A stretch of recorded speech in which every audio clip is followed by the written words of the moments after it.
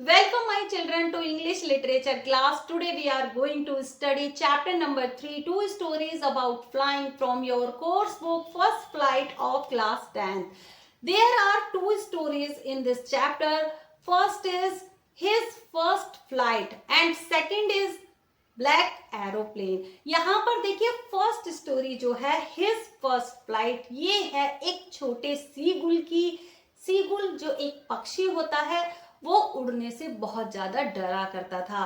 तो ये जो फर्स्ट स्टोरी है एक छोटे सीगुल की है कि किस तरीके से वो अपनी पहली उड़ान भरता है। और जो सेकंड स्टोरी है वो है एक ब्लैक एरोप्लेन की। और आज हम कवर करने वाले हैं इस चैप्टर की फर्स्ट स्टोरी जिसका नाम है हिज फर्स्ट फ्लाइट, उसकी पहली उड़ान।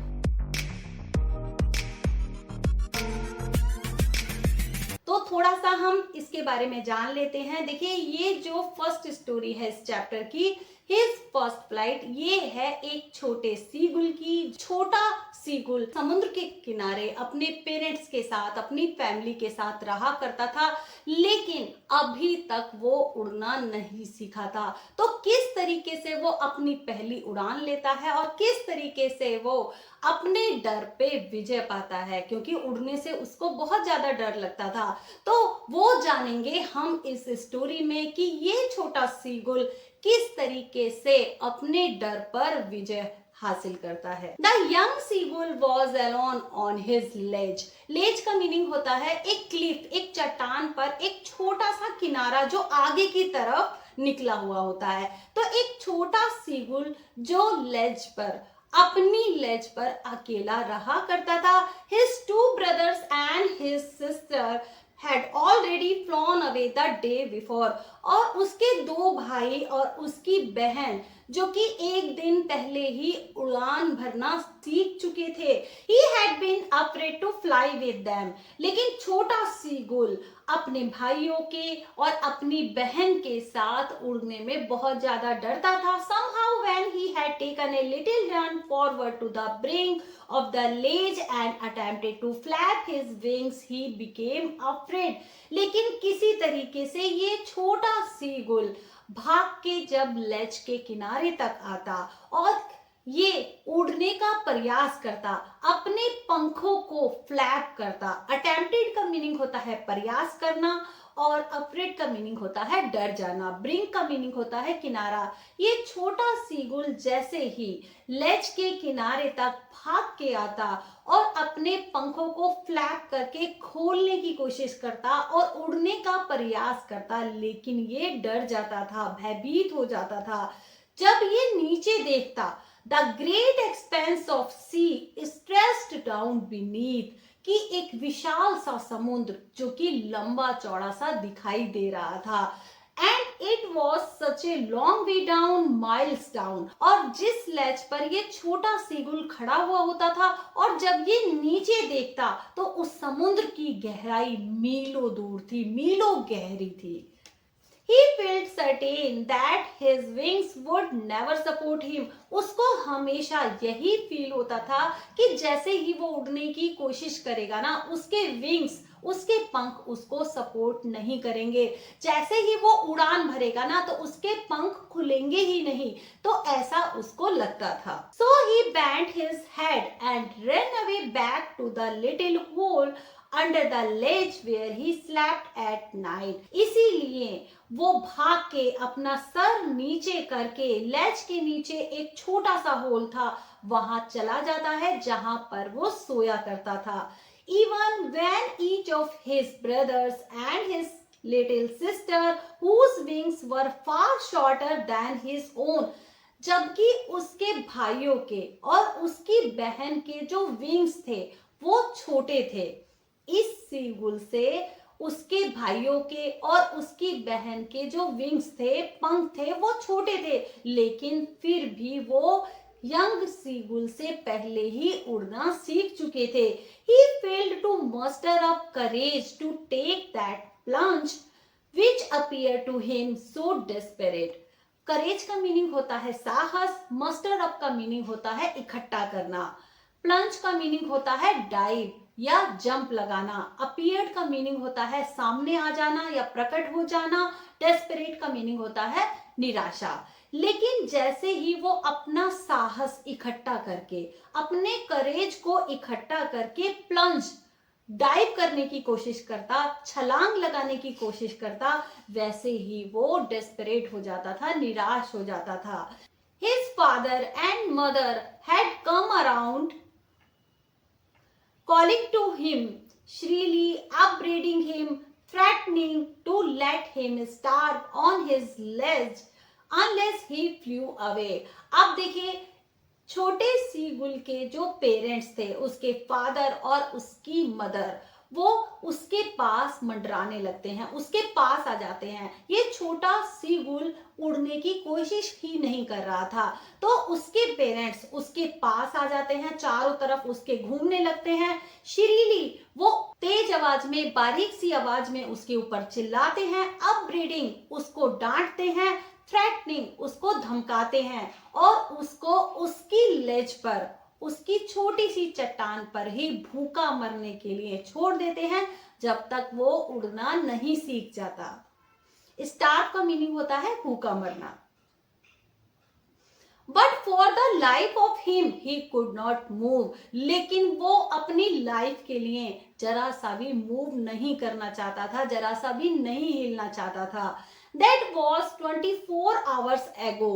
अब देखिए 24 आवर्स हो चुके थे। Since then nobody had come near him, कोई भी उसको देखने के लिए नहीं आया, क्योंकि इस लेज पर ये छोटा सीगुल अकेले ही रह गया था।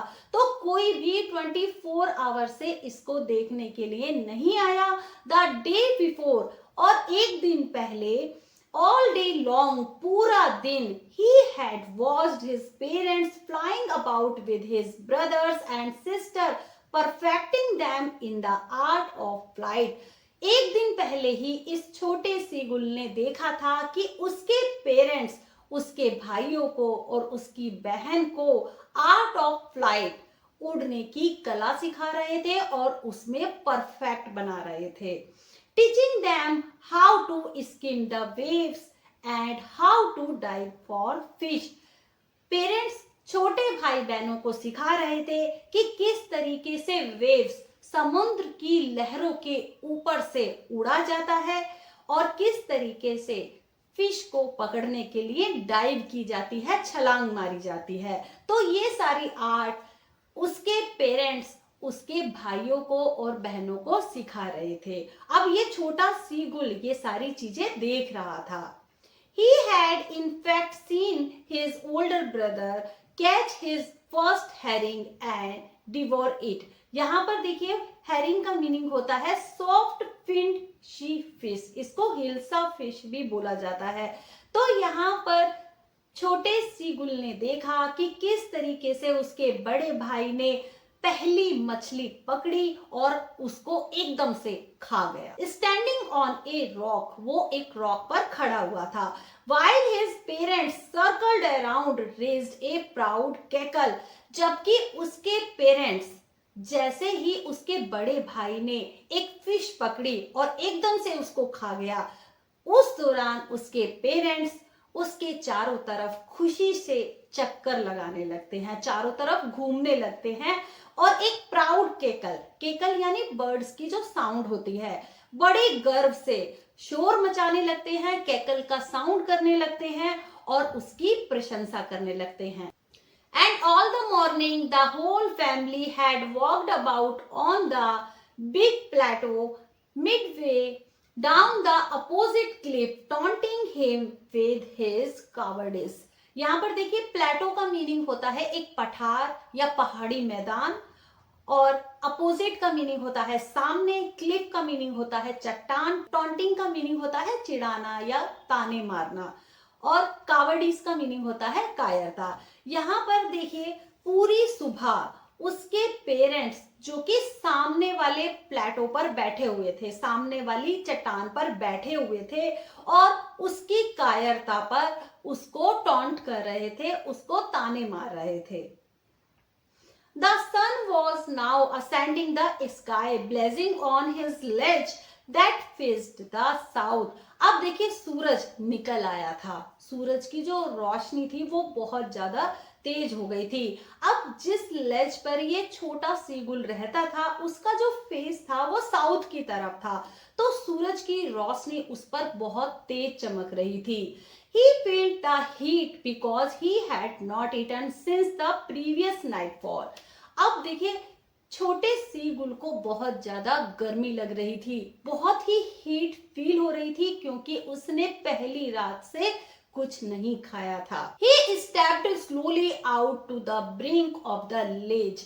अब धीरे धीरे स्लोली वो कदम रखते हुए लेज के किनारे तक आता है and standing on one leg, और एक पैर पे खड़ा हो जाता है, with the other leg hidden under his wing, और एक पैर को अपने विंग के नीचे छिपा लेता है। ही क्लोज्ड वन आई, उसने अपनी एक आंख बंद कर ली, देन द अदर, फिर दूसरी आंख बंद कर ली, and pretended to be falling asleep, और इस तरीके से प्रिटेंड करने लगा, बहाना बनाने लगा कि जैसे वो सो गया है। आपने देखा ही होगा कि जो सीगुल होते हैं, कोई पक्षी जो समुद्र के किनारे या किसी नदी के किनारे दिखाई देते हैं, एक पैर को उठा लेते हैं, एक पैर से ही वहां पर खड़े हो जाते हैं और अपनी आंखों को बंद कर लेते हैं। तो इस सीगुल ने क्या किया, एक पैर से खड़ा हो गया और एक पैर को अपने विंग्स के नीचे छिपा लिया और अपनी आंखों को बंद करके सोने का बहाना करने लगता है। Still they took no notice of him. अब देखिए जो सामने वाली चट्टान पर इस छोटे सीगुल की फैमिली बैठी हुई थी, उसके भाई बहन और उसके पेरेंट्स सामने वाली चट्टान पर बैठे हुए थे, सामने वाले प्लेटो पर बैठे हुए थे। अब कोई भी इस छोटे सीगुल को, जो कि अकेला ही इस लेज पर बैठा हुआ था और अपनी आंखें बंद करे हुए था, लेकिन कोई भी इसको नोटिस नहीं कर रहा था। He saw his two brothers and his sister lying on the plateau, dozing with their heads sunk into their necks। अब देखिए इस छोटे सीगुल ने देखा कि उसके दोनों भाई और उसकी बहन जो कि सामने वाले प्लेटो पर अपोजिट क्लिफ, अपोजिट चट्टान पर बैठे हुए थे, उसकी पूरी फैमिली, और ये जो छोटा सीगुल था ये अपनी लेज पर था अकेला। अब उसने देखा कि उसके दोनों भाई और उसकी बहन जो कि सामने वाले प्लेटो पर, सामने वाले पहाड़ पर लेटे हुए थे, सो रहे थे, और उन्होंने अपनी गर्दन में अपने सर को नीचे धंसाया हुआ था। His father was preening the feathers on his white back। Preening का मीनिंग होता है चोंच से अपने पंखों को साफ करना या उनको मेंटेन करना या उनको संवारना। तो इस छोटे सीगुल का जो फादर था वो अपनी चोंच से अपने पंखों को, अपने फेदर्स को साफ कर रहा था। Only his mother was looking at him. सिर्फ उसकी माँ ही ऐसी थी जो कि इस यंग सीगुल की तरफ देख रही थी, क्योंकि माँ को तो अपने बच्चों की चिंता होती ही है, तो इसीलिए उसकी माँ ही सिर्फ यंग सीगुल की तरफ सामने वाली चट्टान से देख रही थी।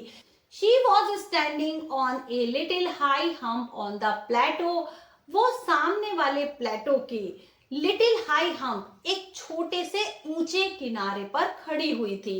हर वाइट ब्रेस्ट थ्रस्ट फॉरवर्ड। उसने अपनी वाइट ब्रेस्ट को, वाइट कलर की ब्रेस्ट को आगे की तरफ पुश किए हुए था। वो अपनी ब्रेस्ट को आगे की तरफ पुश करके वहां पर खड़ी थी। Now and again she tore at a piece of fish that lay at her feet and then scraped each side of her beak on the rock। scrap का मीनिंग होता है छीलना, टोर का मीनिंग होता है फाड़ना। बार बार यंग सीगुल की जो mother थी वो एक फिश के टुकड़े को जो उसने अपने पैरों के नीचे दबाया हुआ था उसके बार बार पीस करती, उसको फाड़ती, और बार बार वो अपनी चोंच को रॉक पर, चट्टान पर खींच रही थी, स्क्रैप कर रही थी। तो ये एक प्रोसेस होता है, वो अपनी चोंच को नुकीला बनाते हैं। तो यहाँ पर छोटे सीगुल की मदर जिसने अपने पैरों के नीचे एक फिश का पीस पकड़ा हुआ था, वो बार बार फिश के पीस को काटती, उसको फाड़ती, उसको छीलती और बार बार अपनी चोंच को रॉक से रगड़ती थी उसको पैना करने के लिए। The sight of the food maddened him, maddened का मीनिंग होता है पागल। तो जैसे ही इस छोटे सीगुल ने अपनी माँ की मुंह में फूड को देखा, वो एकदम से पागल हो जाता है क्योंकि उसने कुछ भी नहीं खाया था। तो जैसे ही उसने खाने को देखा अपनी माँ की मुंह में, वो एकदम से पागल हो जाता है भूख के मारे। How he loved to tear food that way, scraping his beak now and again to whet it. और उसको भी ये चीज बहुत अच्छी लगती थी, जैसे कि उसकी माँ कर रही थी कि बार बार फूड के टुकड़े करना और अपनी चोंच को पैना करने के लिए रॉक से घिसना। तो ये चीज भी उस छोटे सीगुल को बहुत ज्यादा अच्छी लगती थी। तो जैसे ही वो अपनी माँ के पास खाने को देखता है, फूड को देखता है, वो एकदम से भूख के मारे पागल हो जाता है। Ga ga ga, he cried begging her to bring him some food. अब देखिए ये छोटा सीगुल शोर मचाता है, गा गा गा, और वो चिल्लाने लगता है जैसे कि वो अपनी माँ से कुछ फूड की डिमांड कर रहा हो। गा कोल आ, सी स्क्रीम्ड बैक ड्राइसिवली। लेकिन तभी उसकी मदर उसके ऊपर चिल्ला के पड़ती है। ड्राइसिवली का मीनिंग होता है किसी का मजाक उड़ाना, जब तुम किसी को मूर्ख समझते हो।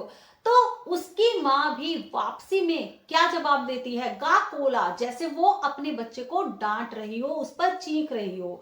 But he kept calling plaintively, लेकिन वो लगातार दुखी होकर अपनी माँ को फूड के लिए चिल्लाता रहता है, पुकारता रहता है। प्लेंटिवली का मीनिंग होता है दुखी होकर। एंड आफ्टर ए मिनट, लेकिन एक मिनट बाद ही, और so he uttered a joyful scream, वो खुशी के मारे चिल्लाने लगता है। His mother had picked up a piece of the fish and was flying across to him with it. लेकिन जब उसने देखा कि उसकी मदर अपनी चोंच में एक फिश का टुकड़ा दबा के समुद्र को पार करके उसकी तरफ आ रही है, क्योंकि उसकी मदर सामने वाली चट्टान पर बैठी हुई थी और ये जो यंग सीगुल था ये अपनी लैच पर बैठा हुआ था। तो जब उसने देखा कि उसकी माँ अपने मुंह में फूड का टुकड़ा लेकर, फिश का टुकड़ा लेकर उसकी तरफ आ रही है, तो ये जो छोटा सीगुल था ये खुशी से चिल्लाने लगता है। He leaned out eagerly, tapping the rock with his feet, trying to get nearer to her as she flew across. अब जैसे ही इस यंग सीगुल ने अपनी माँ को अपने पास आते हुए देखा, क्योंकि उसकी माँ के मुंह में एक फिश का टुकड़ा लगा हुआ था। अब ये जो छोटा सीगुल था ये एक दिन पहले से ही भूखा था। अब जैसे ही ये खाने को देखता है ये एकदम से पागल हो जाता है और चिल्लाने लगता है। इगरली का मीनिंग होता है उत्सुकता से। वो नीचे की तरफ झुकता है। लींड का मीनिंग होता है झुकना। टैपिंग का मीनिंग होता है थपथपाना। वो रॉक पे अपने पैरों को थपथपाने लगता है, टैपिंग करने लगता है और बहुत ही ज्यादा एक्साइटेड हो जाता है और वो अपनी माँ के पास जाने की कोशिश कर रहा था जैसे ही उसकी माँ सामने की तरफ से आ रही थी। But when she was just opposite to him, लेकिन जैसे ही माँ उसके सामने आ जाती है, लेकिन जैसे ही इस छोटे सीगुल की माँ उसके अपोजिट आती है, उसके सामने आती है, शी हॉल्टेड, वो एकदम से रुक जाती है। हर विंग्स मोशनलेस, उसके जो विंग्स है ना वो मूवमेंट करना बंद कर देते हैं, एकदम से वो रुक जाती है। The piece of fish in her beak almost within reach of his beak, उसकी बीक में, उसकी चोंच में जो एक फिश का टुकड़ा लगा हुआ था वो छोटे सीगुल की चोंच के पास एकदम से पहुंचने ही वाला था।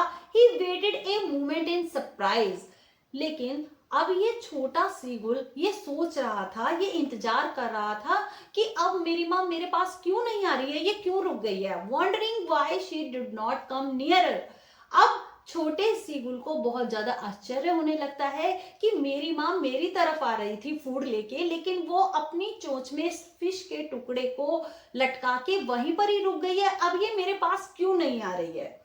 एंड देन मीडर्ड बाय हंगर, और तब वो भूख के मारे और ज्यादा पागल हो जाता है क्योंकि उसने एक दिन पहले से कुछ नहीं खाया था।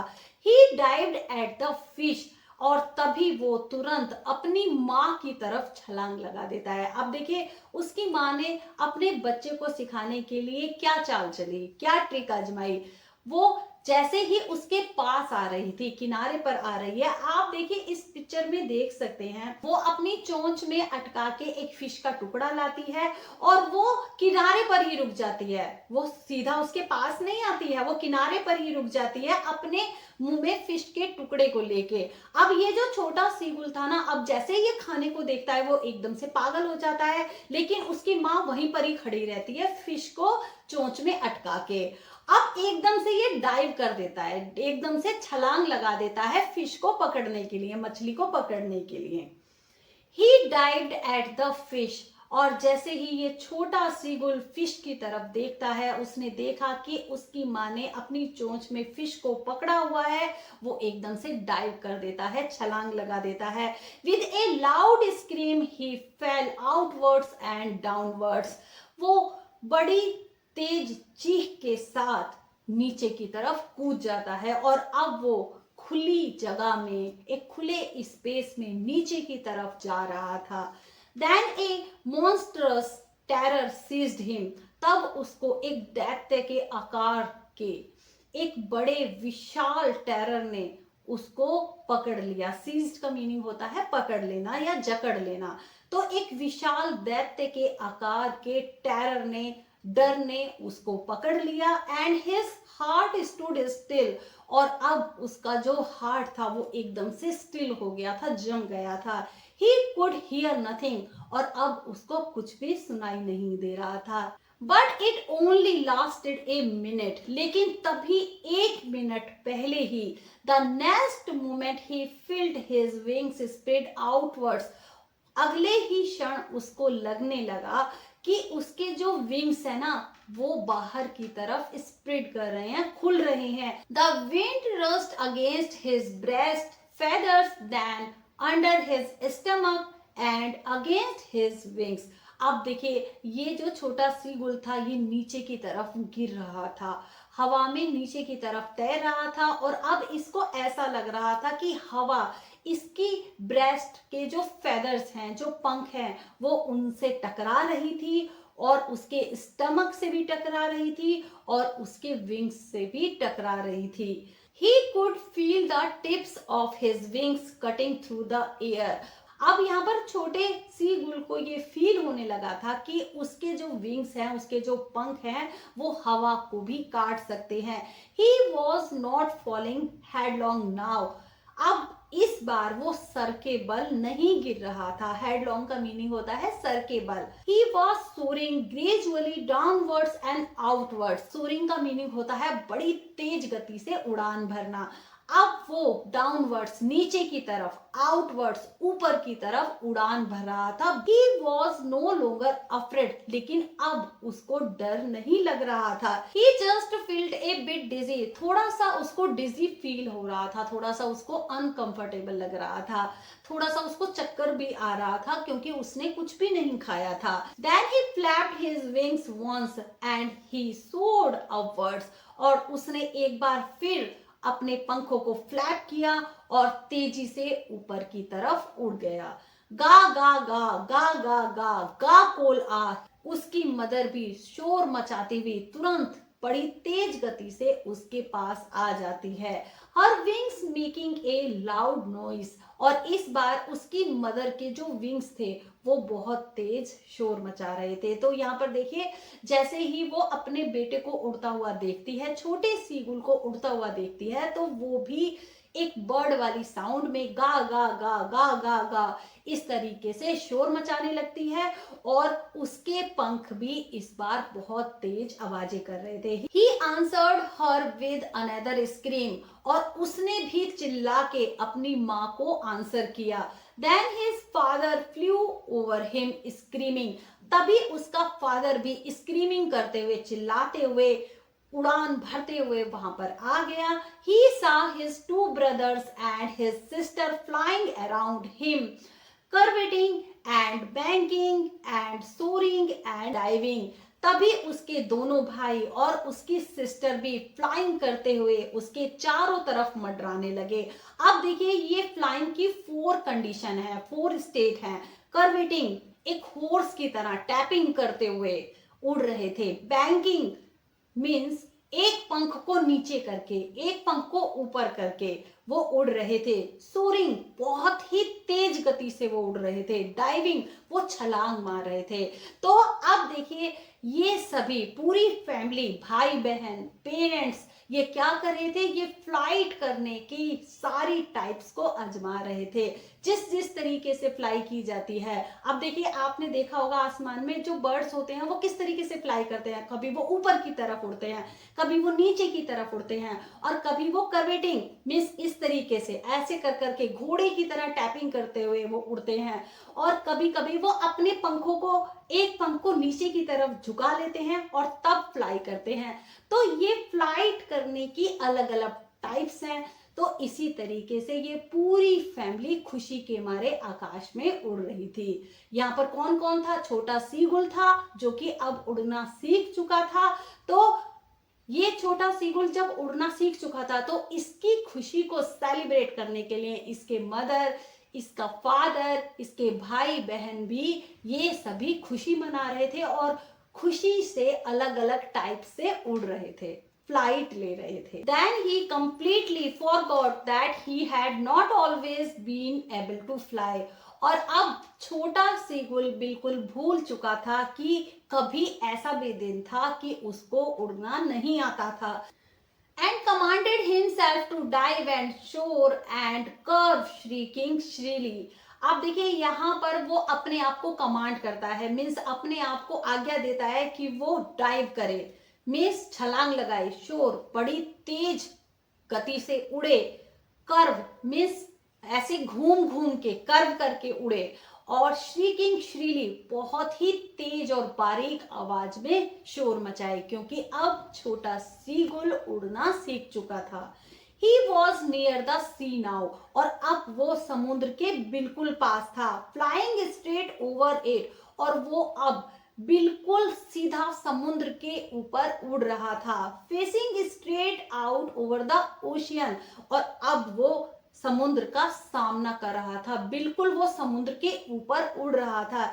He saw a vast green sea beneath him, उसने देखा कि उसके नीचे, जब वो उड़ान भर रहा था तो उसने देखा कि उसके नीचे एक विशाल हरे रंग का समुद्र था, with little ridges moving over it, और जिसके ऊपर उसकी लहरें चल रही थी, मूव कर रही थी। यहाँ पर देखिए रिजिस का मीनिंग लकीरों से भी है और वेव्स से भी है।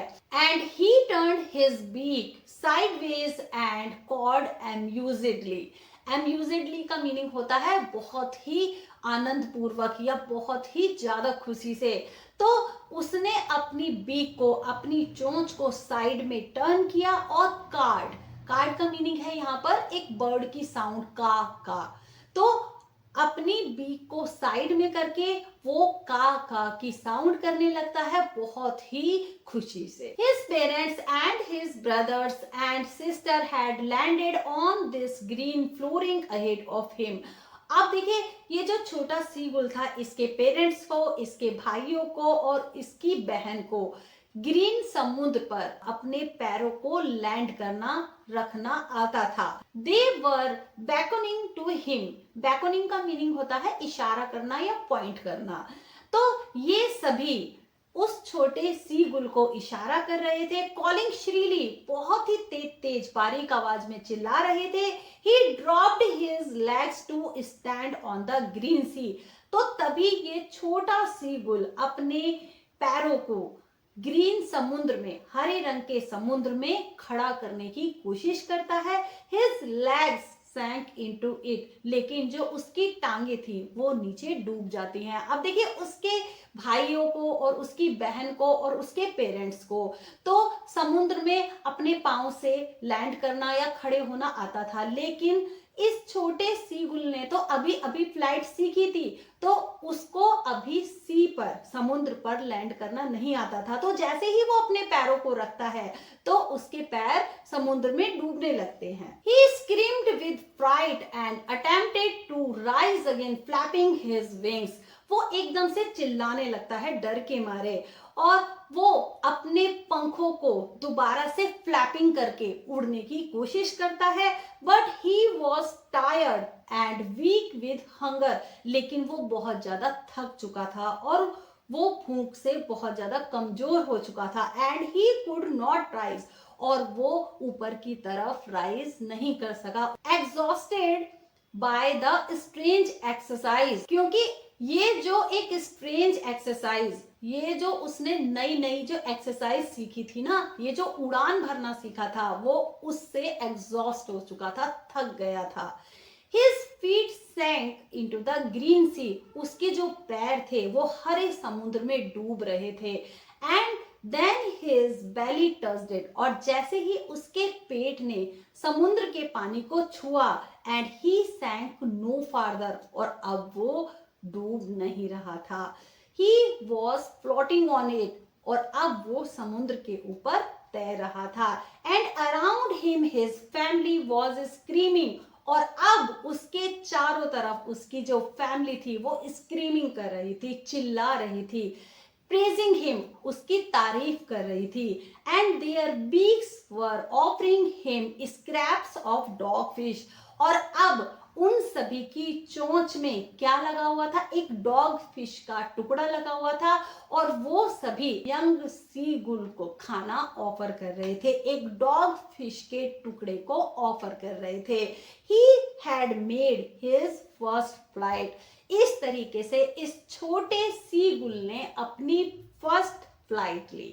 तो आपने देखा इस स्टोरी में इस छोटे सीगुल ने किस तरीके से उड़ना सीखा, किस तरीके से उसकी माँ ने उसको उड़ना सिखाया। उसने एक ट्रिक चली, वो एक फिश का टुकड़ा अपनी चोंच में दबा के उसकी तरफ जाती है, और वो थोड़ा सा पहले ही रुक जाती है, और ये जो छोटा सीगुल था उस फिश के टुकड़े को देख के एकदम से डाइव कर देता है, छलांग लगा देता है, और जब उसने अपना फर्स्ट अटेम्प्ट लिया, वो अपने फर्स्ट अटेम्प्ट में ही उड़ना सीख गया। तो इसी तरीके से जब हम कुछ काम करने की कोशिश करते हैं तो वो काम भी जरूर पूरा होता है, और जब हम प्रयास करेंगे ना, उस काम को अटेम्प्ट करने की कोशिश करेंगे, जब भी हमारी जीत होगी और जब भी हम उस काम को कर पाएंगे। तो इस छोटे सीगुल ने अपने डर पर विजय पा ली। इसी तरीके से उसने अपनी फर्स्ट फ्लाइट ले ली थी, अपनी पहली उड़ान भर ली थी। तो मिलते हैं नेक्स्ट वीडियो में इस चैप्टर के सेकंड पार्ट के साथ, जिसका नाम है black aeroplane. Take care and good bye.